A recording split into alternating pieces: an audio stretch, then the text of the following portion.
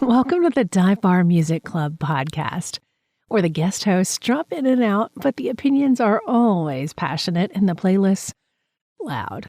It's like Cheers if everyone at the bar had a strong take on 90s alt-rock or a suspicious number of burned CDs. Around our table, you'll find an emerging touring songwriter, a former cult band favorite whose work since then is even more interesting, a portrait photographer with a not-so-secret metal penchant, a record store owner who learned about Swifties the hard way, a retired folk singer who regrets nothing, and a zine maker with more cool music projects than we can count. We're all just here to share what we're currently obsessed with and maybe convince someone that yes, that weird Icelandic synth folk band is worth a listen. Okay, that last one's probably me, Sloane Spencer. It's Dive Bar Music Club. Low-key, high taste, happy hour for music nerds. Hey y'all, it's Sloane Spencer. I am upstairs in the awesome green room here at the George Theater during AthFest with my friends from Dash Rip Rock, which has been a while for me. Pretty fun. I go back to the 688 Presents Aces of Clubs days, and I'm excited to get to catch them again. So, gonna hang with the guys, have them kind of pass the mic, introduce themselves, and just ask them real fast. Okay. What y'all been doing lately? We got a brand new album out. It's it's maybe 5 months old now. It's called A Song in Everyone, and we made it with Bobby Matt Patton from the Drive-By Truckers at his studio in Water Valley, Mississippi, called Dialback Sound, and that's also the name of his label. So we're super excited about it. I mean, it was just it's been well received and all the gigs going well, and got some airplay on satellite radio and here and there, and real good reviews coming out of Europe, believe it or not, which is kind of crazy. No, I definitely believe it. Yeah, but so that's it. We just sort of caught another wave. We've been riding the waves for the last 40 years or so, since you saw us at 688. That's right. Yeah. That's cool. Well, so as I was listening to this, I'm going to call it the new record because it's the new record. Yeah. But when I first listened to it, I was really excited because it's very fresh. It's not trying to be what we all used to be or anything like that, but it's also recognizable. There were a couple tunes, though, that I was like, oh, I can tell Bobby Matt Patton is on this record. There was one in particular that I'm like, this could be a Dexatines tune. Yeah. He put it. He sprinkled that in the best way possible. Yeah, he sprinkled his magic dust on it, and and the studio itself is so old and funky. It's the old Fat Possum studio, and just the equipment there, and the walls, and the acoustics. It just lent to it being a real honest record. That whole town. It's cool. Yeah, we had no idea what to expect, but how did you connect with him? We had he was in the Dexatines, right. And we met them back in the day, playing at the Nick, and the Nick was great. And then we just had a few friends that were buddies of his in Alabama, and when I first met him again, I guess recently, he said, the one band I really wanted to be on my label is Dash Rip Rock, and I was like, come on, that's awesome. I said, well, we're on. Where do I sign? Right. Well, and I say that because the first time I saw Dexatines, I was like, I can tell you they listened to Dash Rip Rock. Oh, we totally, we were cut from the same cloth. They were just an amazing band. So. Very cool. So what were y'all listening to, if anything, while you were in the studio writing? Because I know some people do and some people don't. Henry Barbie was the engineer. That's Dave Barbie's kid. And he was making us listen to Toto and Sting. It was so humorous that we cracked up every time that he would shoot an idea towards us. But he really helped contribute to the record with some of his goofy ideas. But that's the weirdness. And I mean, really, I couldn't say what exactly I was listening to 2 years ago. Yeah. I mean, when we signed on with Matt, he gave us a bunch of albums off his label. So he said, "Hey, get familiar with my other artists," and then we played here at the Flicker during the Athens, the Heathens Fest for Drive-By Truckers. Great. And we played with Drunken Prayer. Nice. And so I can vouch that I fell in love with Drunken Prayer. Absolutely. And Morgan and the guys. And then he had this amazing song called Cordelia. And it was a record, I think it was produced by Mitch Easter, so it was an older record. But I know I was spinning that heavy when I first went to Dialback. So cool. I would give them a plug in a minute, because Cordelia actually just got covered by the Deslons, and they live in New Orleans for a little while, with Hooray for the Riff Raff. So So there's a little connection there as well. So Cool. yeah. And how about y'all? So how'd y'all musically connect? It was not Craigslist, but it was a phone call from a friend who worked for a mutual friend who knew Bill and said that he was looking to get some new blood in the band. And that's how I came to be the drummer. I guess that was about 9 years ago now.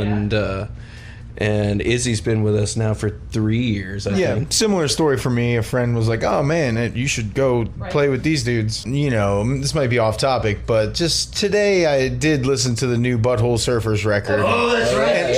And you know, I don't think Bill liked it. It made me physically ill. But I, for the record, I liked it. I thought it was a great new Butthole Surfers record. I lost my hearing at a Butthole Surfer show at the Metroplex in Atlanta, and I've been deaf in one ear ever since. Right on. Now, that might explain a lot for me, because I've seen him a couple times now. That's hilarious.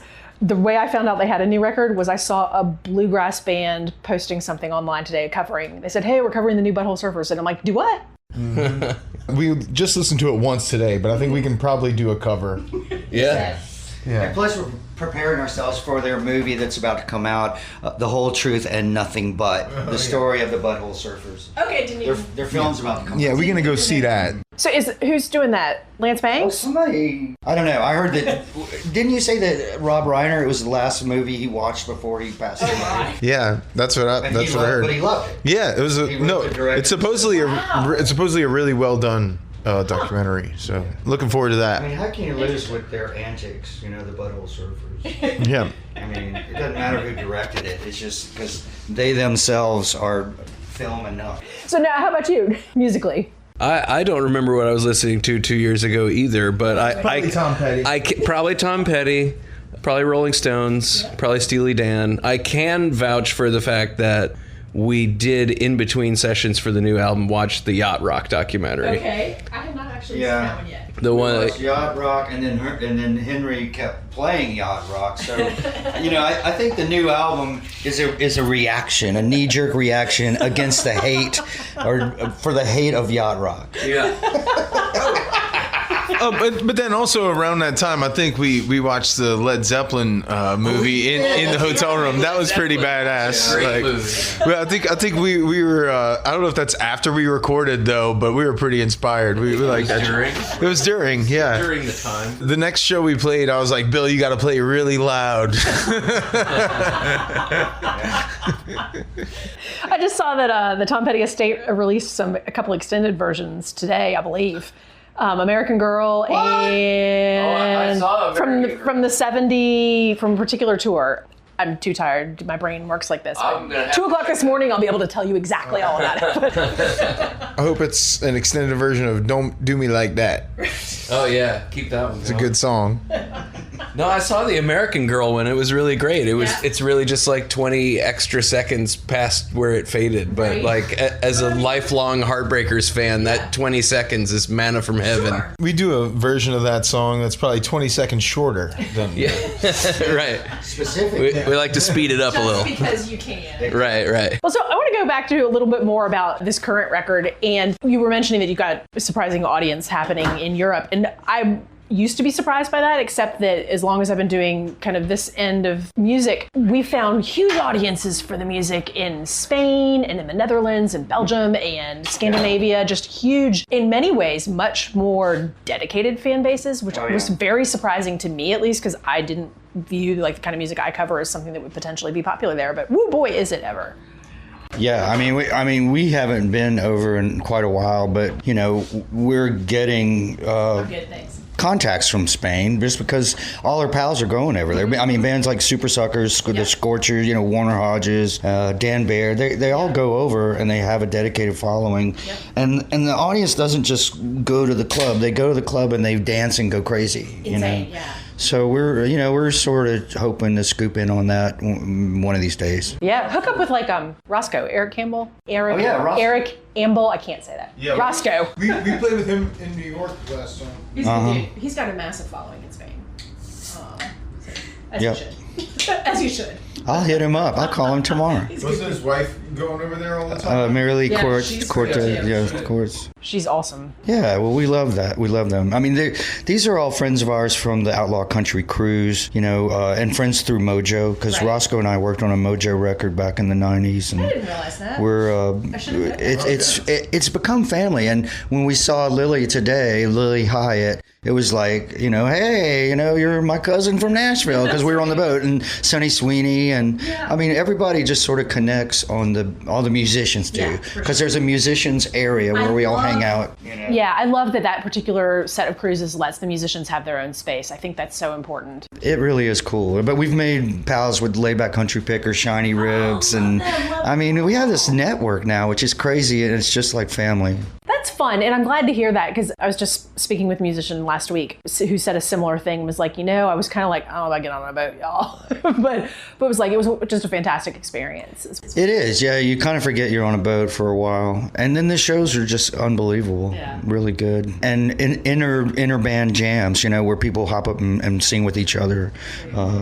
Really fun. Definitely. That occasionally happens here at AthFest. People wander in to sit in, sometimes known and sometimes unknown. It's kind of fun. I'm glad to catch y'all here. This is going to be fun. Good to see you, Sloane. I mean, from 688 Georgia Theater. I mean, this used to be our big venue when we were, really clicking with Mammoth Records, and we would sell this joint out every time we played. But it's very awesome to be back here. And it hasn't changed much, so it feels like home.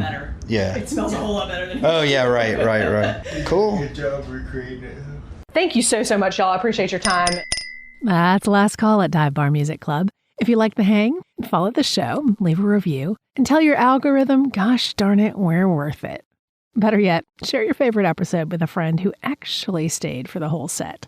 See y'all next time for the low-key, high-taste happy hour for music nerds. Hey, y'all. Thanks for sliding in the booth with us here at Dive Bar Music Club. I'm Sloane Spencer, a former radio host and the creator of a ton of different podcasts over the years, including another brand new one that is completely different. It's the Gen X Sleep podcast, Sleep with Rockstars. Subscribe today at sleepwithrockstars.com or your favorite podcast app.